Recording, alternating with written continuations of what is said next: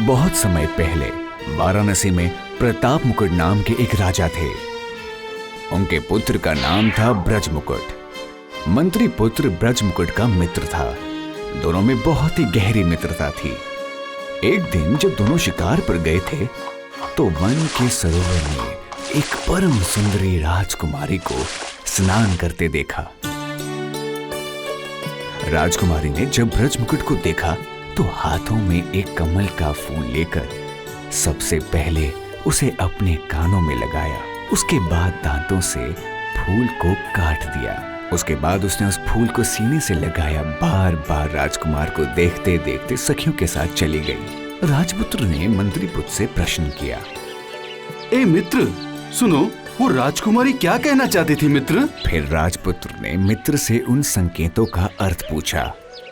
कानों में कमल का फूल स्पर्श करके वो ये कहना चाहती थी कि वो कर्नाटक की राजकुमारी है, और वो दांतों से फूल को काट कर ये कहना चाहती थी कि वो दंतवाट राजा की कन्या है, और फूल को सीने से लगाने का ये मतलब है कि राजकुमारी को राजकुमार पसंद है। मंत्री पुत्र की बातें सुनकर राजकुमार ब्रज मुकुट ने कर्नाटक राज्य जाने का सोचा। मंत्री पुत्र को साथ लेकर वो कर्नाटक राज्य पहुँचे। नगर पहुंचकर उसने कहा, मित्र, राज पोशाक पहनकर हमारा राज्य में प्रवेश करना सही नहीं रहेगा। हमें नगर के बाहर ही किसी घर में रुकना चाहिए। तब उन्होंने एक बुढ़िया को एक घर के दरवाजे पर बैठे देखा। मंत्री पुत्र ने कहा, माँ जी, हम विदेशी व्यापारी हैं, व्यापार के लिए आए हैं।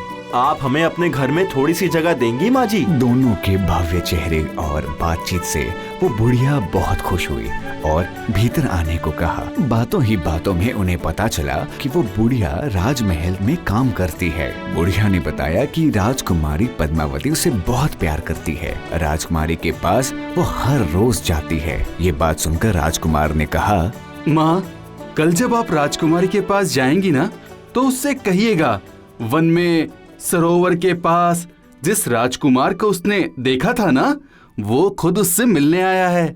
बुढ़िया ने राजकुमारी को राजकुमार के बारे में बताया। सारी बातें सुनकर राजकुमारी ने अपने दोनों हाथों में चंदन लगाकर उस बुढ़िया के दोनों गालों पर लगा दिया।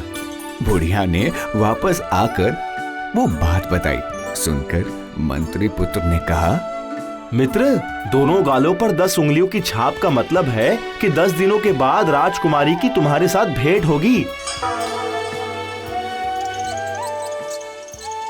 10 दिनों के बाद कृष्ण पक्ष आया और उस कृष्ण पक्ष की रात में बुढ़िया फिर से राजकुमारी के पास गई। जैसे ही बुढ़िया ने राजकुमार ब्रज मुकुट की बात राजकुमारी पद्मावती से कही, उसने उसे पिछले दरवाजे से बाहर निकाल दिया। लौटकर बुढ़िया ने वो सारी बातें राजकुमार और मंत्री पुत्र को बताईं। आज तुम्हारे मन की इच्छा पूरी होगी मित्र। राजकुमारी ने आज रात को तुम्हें पिछले दरवाजे पर बुलाया है। मैं अभी इसी वक्त कर्नाटक राज्य जाऊंगा। मंत्री पुत्र के निर्देशानुसार ब्रज मुकुट रात को दुल्हा बनकर राजमहल के पिछले दरवाजे पर चला गया। उसने देखा कि वहां राजकुमारी पद्मावती भी दुल्हन बनकर पिछले दरवाजे पर खड़ी थी। राजकुमारी पद्मावती और राजकुमार ब्रज मुकुट ने शादी कर ली। शादी की रात को ब्रज मुकुट ने बताया, तुम जानती हो राजकुमारी, तुम्हारे भेजे हुए उन सारे संकेतों के बारे में मेरे मित्र ने मुझे बताया। ये सुनकर राजकुमारी पद्मावती ने सोचा कि अगर मंत्री पुत्र ने उनकी बातें सबको बता दी तो उन पर कलंक लग जाएगा। ये सोचकर उसने कुमार से कहा, आप अपने मित्र से मिलकर आइए। मैं अपने हाथों से मिठाइयाँ तैयार करके बुढ़िया के घर भेज दूंगी और आप स्वयं बैठकर अपने मित्र को खिलाइएगा, ठीक है? ब्रज मुकुट के जाते ही राजकुमारी पद्मावती ने जहर मिलाकर विभिन्न प्रकार की मिठाइयाँ बनाकर बुढ़िया के घर भिजवा दी।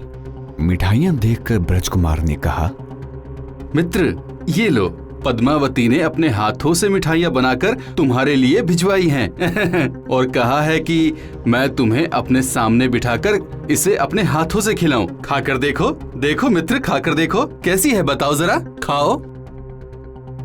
मंत्री पुत्र मिठाइयां देखकर कुछ देर तक सोचने लगा।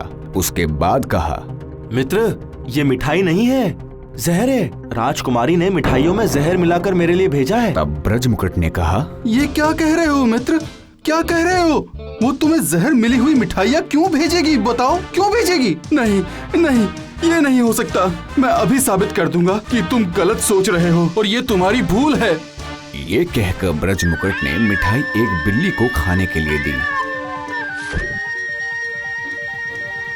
बिल्ली मर गई। ये देखकर ब्रजमुकुट को बहुत गुस्सा आया और उसने कहा, नहीं नहीं नहीं नहीं, ऐसी राक्षसी का चेहरा देखना भी मेरे लिए पाप है। मैं उसके साथ किसी भी प्रकार का संबंध नहीं रखूंगा। नहीं। देखो मित्र, ये उचित नहीं है। उसे कैसे भी करके अपने राज्य में ले जाना पड़ेगा। तुम एक काम करो, राजकुमारी से जाकर कहो कि तुम्हारी मिठाई खाकर मेरा मित्र सो गया है और बहुत बार उठाने के बाद भी वो उठ नहीं रहा है। और जब रात को राजकुमारी सो जाएगी तब उसके शरीर से सारे गहने चुराकर उसके बाएं पैर में बरगद के पत्ते का चित्र बनाकर तुम चले जाना। ब्रजमुकुट ने मित्र के निर्देशानुसार सारे काम किए और बुढ़िया के घर लौट आया। दूसरे दिन सुबह मंत्री पुत्र ने शमशान में जाकर एक योगी का रूप धारण करके उसके बाद ब्रजमुकुट से कहा, मित्र, तुम नगर में जाकर राज सोनार के पास ये गहने बेच देना और अगर किसी ने तुम्हें चोर समझकर पकड़ा तो तुम उसे मेरे पास ले आना। उसके बाद ब्रजमुकुट मित्र के कहने अनुसार वो गहने लेकर राज सोनार के पास बेचने गया। सोनार गहना देखकर पहचान गया और ब्रजमुकुट को चोर समझकर महाराज के पास ले गया।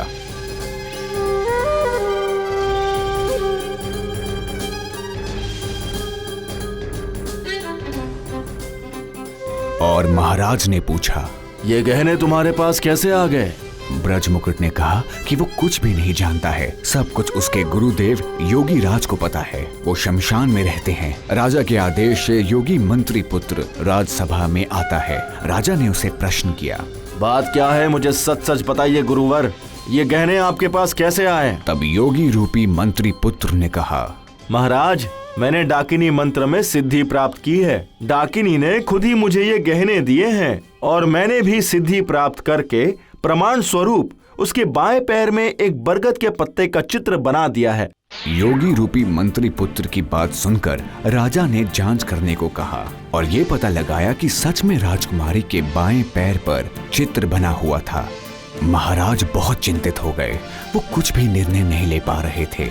तब उस योगी रूपी मंत्री पुत्र ने कहा, महाराज, शास्त्रों में लिखा है कि बड़े से बड़ा अपराध करने पर भी नारी को प्राण दंड नहीं दिया जा सकता है। उसे बनवास भेज दीजिए। साथ ही साथ महाराज के आदेश से पद्मावती को पालकी में बिठाकर वन में छोड़ दिया गया और मंत्री पुत्र व ब्रजमुकुट उसी वक्त वन में आए और वहाँ एक बरगद के पेड़ के नीचे पद्मावती को बैठे देखा। उसके बाद ब्रजमुकुट और मित्र मंत्री पुत्र पद्मावती को लेकर राजधानी लौट आए।